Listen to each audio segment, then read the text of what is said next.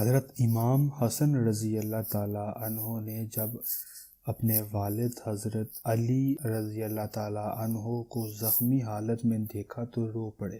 آپ رضی اللہ تعالیٰ عنہ نے پوچھا، اے حسن رضی اللہ تعالیٰ عنہ تو کیوں روتا ہے؟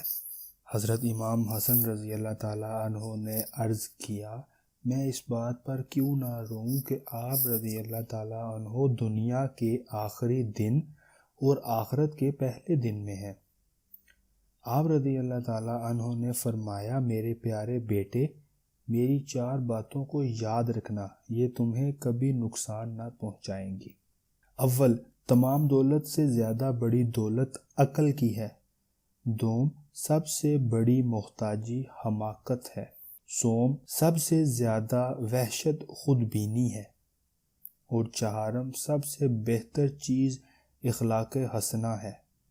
4 باتیں مزید یہ ہیں کہ خود کو احمق کی دوستی سے بچانا، کیونکہ وہ تیرے ساتھ نفع کا ارادہ کرے گا اور نقصان پہنچائے گا۔ اپنے آپ کو جھوٹوں کی دوستی سے بچانا، کیونکہ وہ دور کے لوگوں کو تجھ سے قریب کرے گا اور قریب کے لوگوں کو تجھ سے دور کرے گا۔